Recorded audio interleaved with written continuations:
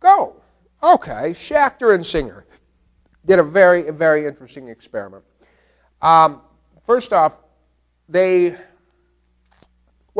perhaps you've heard of Schachter's two-factor theory of emotion. Maybe you remember this from someplace else.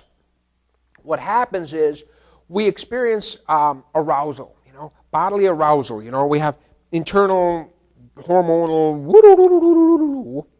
and then what we do is we look around and we look around ourselves and go, I wonder why I'm feeling this arousal. What is it in my environment that is making me feel that way?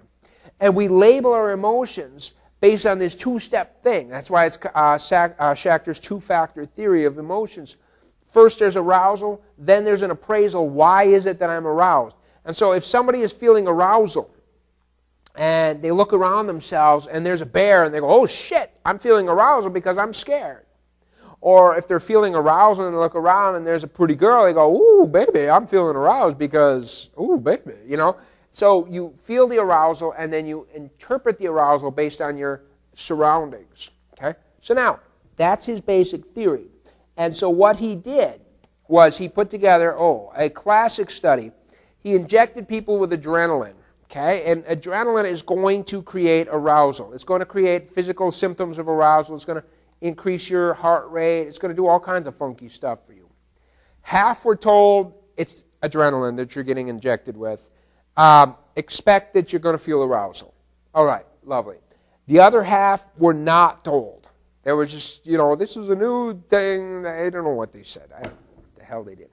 Then they were asked to sit in a waiting room with another person that was either hostile or euphoric. They're all angry and stuff. Why are they making me wait so long? Or, one that was all giddy that was doing silly stuff. Okay? And in the group that was told this is adrenaline, expect to feel this arousal, it didn't matter who they were sitting with. It didn't affect them.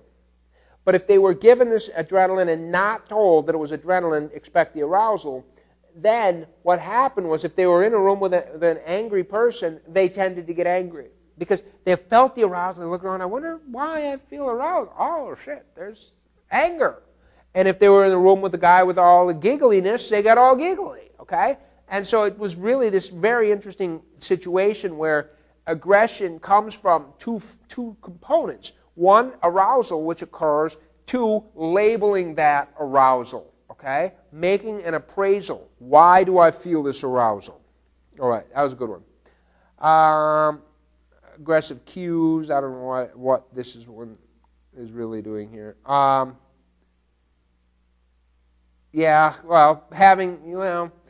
Dare I say, I know I hate to be political because I'm never political, but there was somewhat recently a law passed about firearms on university campuses I disapprove of greatly. Obviously, you can't have firearm deaths without firearms, but I know you've got to defend yourself against. All right. The majority of gun violence that occurs, well, number one is, of course, accidental death. But the number two is not planned aggression with a gun, but spontaneous aggression with a gun. I can just envision the day, and I'm not giving you dudes any ideas. I can envision the day a student does very poorly on a test. I give back the test. The student looks at it and goes, what? Bang. No gun, no problem. I can just see it happening. I can just see, never mind. But anyway, we find that the most common way to commit murder is with firearms, okay? Other objects, using your hands and feet, not so common. Knives, not so common. Murder rates around the world, and again, I'm not trying to make any political statements here, but clearly there's a relationship between murder rates and how easy it is to get a gun in these countries, okay?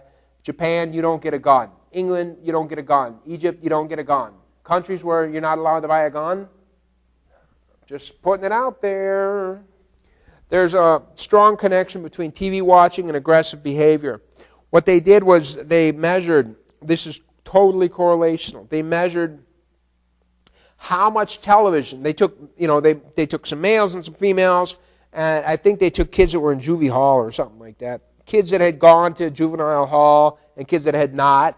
And then they measured them later to find out how aggressive they were. I know it's kind of a funky graph, but clearly the more hours per day that kids watch television, the more they are likely to be violent. It's just straight out. And of course the question is it because people that are violent to begin with enjoy watching violent television, or is it because watching violent television causes people to be violent? It's always a tricky thing. Impossible to know for sure because of that whole cause and effect. You can't ethically do an experiment where you say, well, you're going to be randomly assigned to watch 3 hours of violent television per day for the next 5 years. You can't.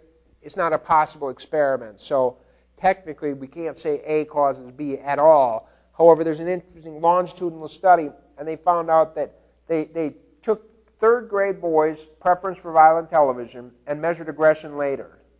And what they found was, what they basically found was the relationship between aggression in third grade and preference for violent TV 10 years later was almost nothing.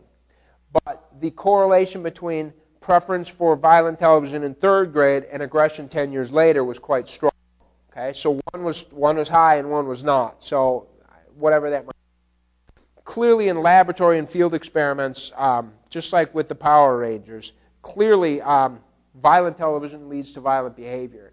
But this is talking more about long-term aggression, not just the immediate effects. But I mean, in the immediate effects, clearly it's out there repeatedly.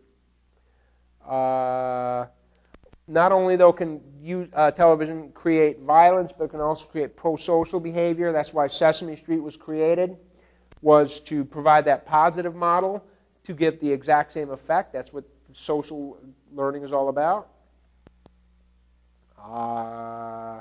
This is a really interesting quote. We don't teach our children that healthy relationships involve drunken, naked parties in a hot tub with strangers, but that's what they see when they turn on The Real World. When they're fed a steady diet of these depictions over and over again from the time they're very young, this behavior becomes acceptable, even normal. Okay?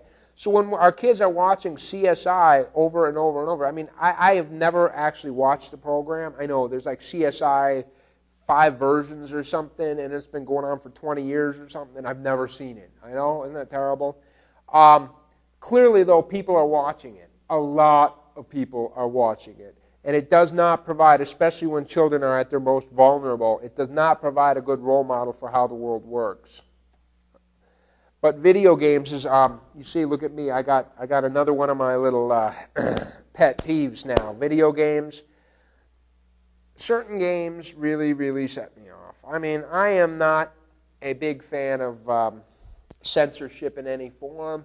But you know what? There are certain games, like here's one, Assassin's Creed. The goal of this game, as far as I can tell, is to literally sneak up behind a human being and stab them in the back. Isn't that really what it comes down to? I don't know. I haven't played it, but that's my suspicion. It just doesn't feel right to me, okay? Just because you can do something doesn't mean you should do something. It's just not, whatever, okay. Many people blame Columbine on video game violence, maybe. Violence in music has a lot of the same effects. Antisocial lyrics tend to lead to antisocial behaviors. And some of the songs out there, it just are, I can't believe it. I mean, a handful of years ago, they had Kill the Police or something in there. I don't remember. That was a big controversy.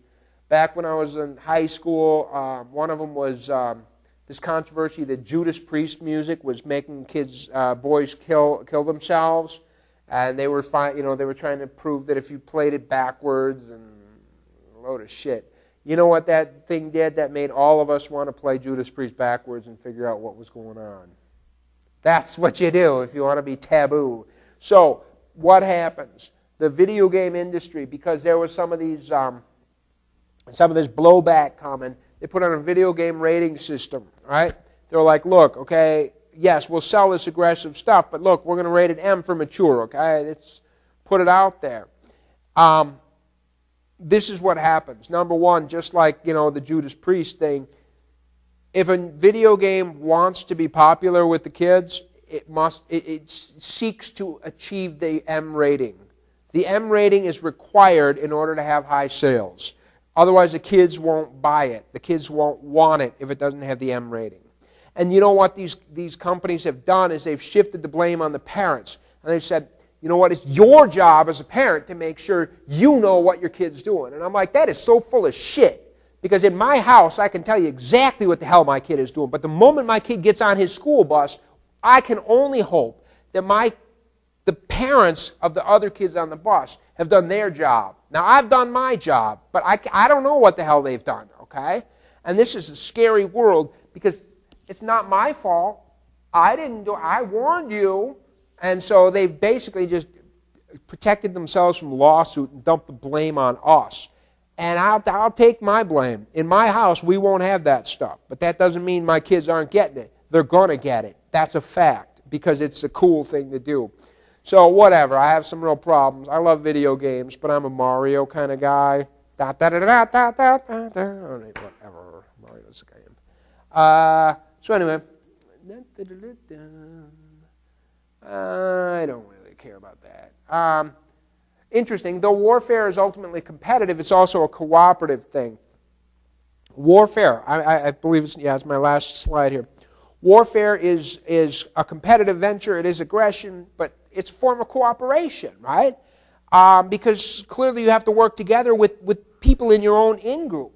And therefore you are in fact increasing certain things. Let's say the average long-term gain, I like this is a quote from the text there, but the average long-term gain in reproductive resources must be sufficiently large to outweigh the reproductive cost of engaging in war over evolutionary time. In traditional societies, you know what war is really all about? Capturing women.